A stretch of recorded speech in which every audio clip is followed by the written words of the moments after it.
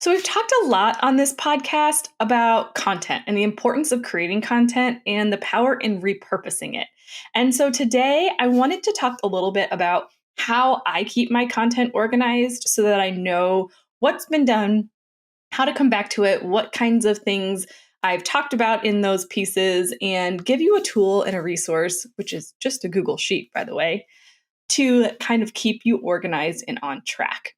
And also for you to just really be able to have a resource for all of the things that you've been creating. So if somebody comes to you and says, "Hey, I have a question about this or that," it's a really easy place for you to go in and search for the things that you've created so you can provide those valuable resources to your potential donors or volunteers or team members that might need support with how to talk about your organization and what you do.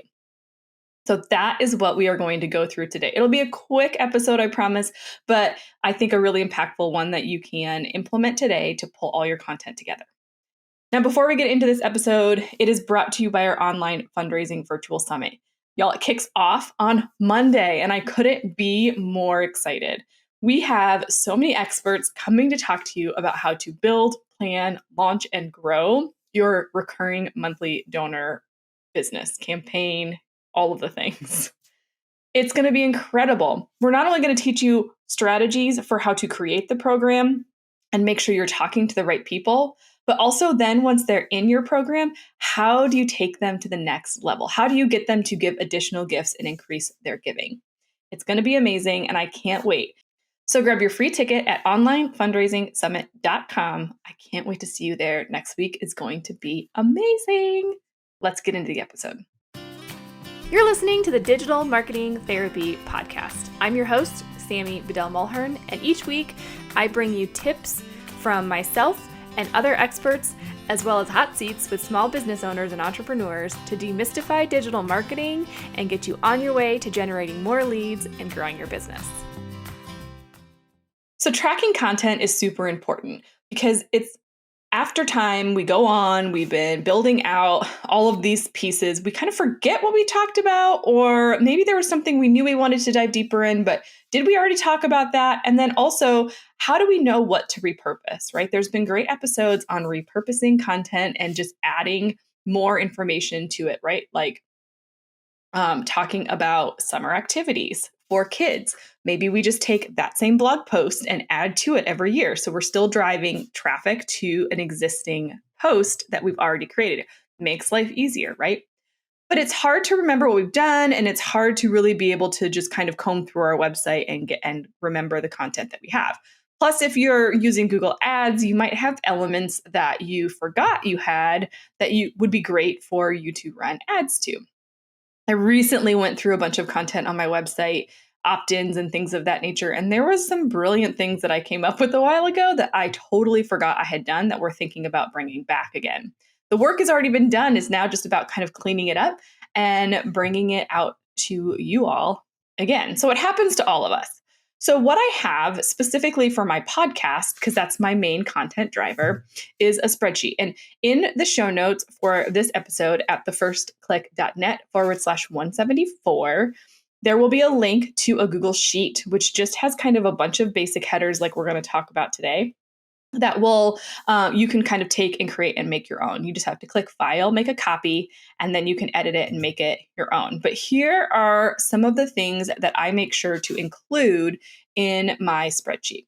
So obviously the episode number and the title. And when I think about kind of pulling this all together, I really want to think about what are the different things that I'm going to want to sort by and search by. Like that's the beauty of a Google Sheet, right? Or an Excel document.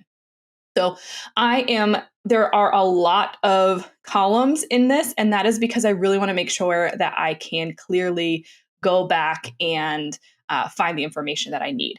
And this sheet is also for multiple purposes. So some of it is for my editor to be able to pull the information that he needs to publish our podcast episodes. So episode number is one column, the title is another, and then the description is the next one. Those are all kind of pretty straightforward. I also like to put the date that it's live on my podcast and also the date that it's live on YouTube. Now, it might be redundant, and most of the time it's exactly the same, but just in case something is going on, or maybe we have something else that's happening, I like to make sure that all of that is there. Then I also have my YouTube links and my website link and my website pretty link. So pretty link is, like I say, this is at thefirstclick.net/174. The actual URL for this episode is going to be a heck of a lot longer, but I like to have shorter links that I can share much more easily, like on this podcast. So it makes it easier for you to remember so you can go back to it. So all of that is there. I also like to include on here what my CTA is. So, what's my call to action that I'm including in the episode and on the show notes? And I think the reason why this is important is because if you change your calls to action, so maybe your donation language changes or your registration language changes, it's easier to go back to the spreadsheet and see all of the different places that that call to action exists so that you can go back and update it on those avenues. Now, not to get too nitty gritty here, we also recommend, if you can, on your website, creating things like global modules. So when you change it in one place, it changes everywhere else. But if you can't do that, then having the CTA column is really important so that you can know where exactly you need to go back to make those updates. I also like to include a link to the freebie or information about the freebie if there is something in there, again, just so I know how to go back and make updates as things go moving forward. I have a lot of guests on my podcast, so I do like to have a column that calls out who my guests are so that it's easy for me to remember. They're usually in the title, so I can search for them there, but it's also a great place to have them and contact information. Really, I want this to be one-stop shop for how I'm promoting the podcast and my content, but also just making it easy to go back to reach out to them if I need to. And then I have columns that say like posted on LinkedIn, posted in my Facebook group, post wherever it is that you are posting your content. I like to put the date in there for when it was posted. So again, it's usually the date that the podcast goes live, but I like to put that in there because sometimes I reshare content again. So maybe we're getting, geared up for Giving Tuesday. I might want to go back and share the Giving Tuesday episode that I did last year. So then I can update that date in the spreadsheet so I know when I shared it last. So I'm not sharing the same content too much over and over and over again.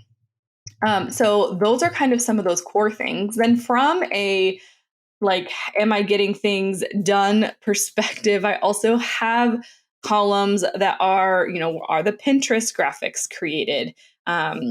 Are the headliners created? So headliner for us is the audiograms. It could be graphics for social media. Like are all of those things done, which kind of helps me a little bit with task management. We do obviously track that in our project management tool, but once that podcast is closed out, it's not showing up for me. And so it's great to have everything in this spreadsheet so that I can kind of really track what's been done and what hasn't been done. Now, depending on how many people are involved in your process, you might also have columns that are more task oriented, like audio files are ready, show notes are ready to be created, or research is done, and we're ready to now go into the writing phase. The writing phase is done. So you might have checklists for different parts of the process, depending on how many people. Maybe you have a volunteer who's writing the post, and then somebody from your team is reading and editing it. Somebody else is publishing it to the website, and somebody else is supposed to review it, right? You can have like check boxes for all of those things as well to ensure that everything is getting done. And then for you, you have this quick snapshot of everything that has gone on. So that is how I kind of structure my content spreadsheet and my content tracker. I like to have it there because we have so many things going on. It's hard to remember all of the things that we have to do. It's hard to remember all of the things that we did. And so this tracker is great.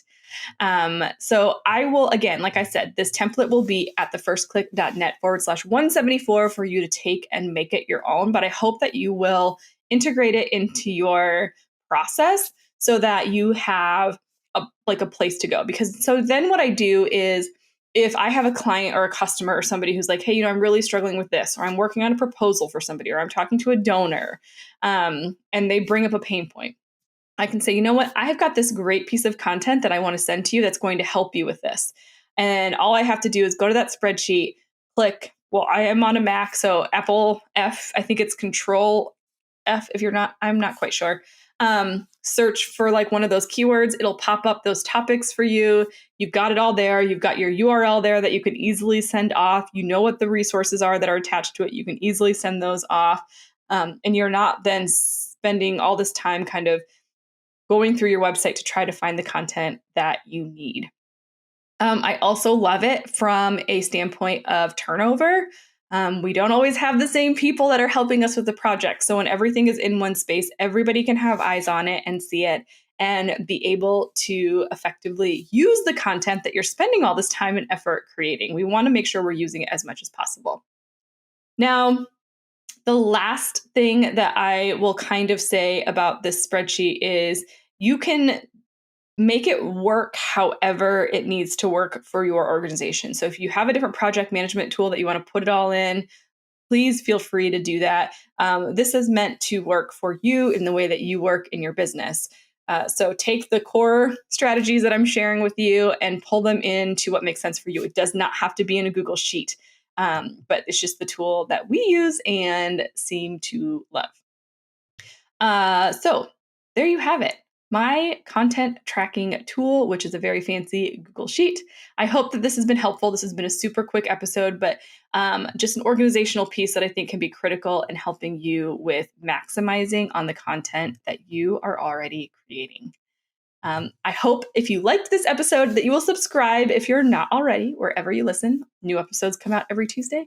And please leave us a 5-star review while you're at it. We really appreciate it. It helps us just support more nonprofits in the amazing work that you all are doing. For now, I'll see you in the next one.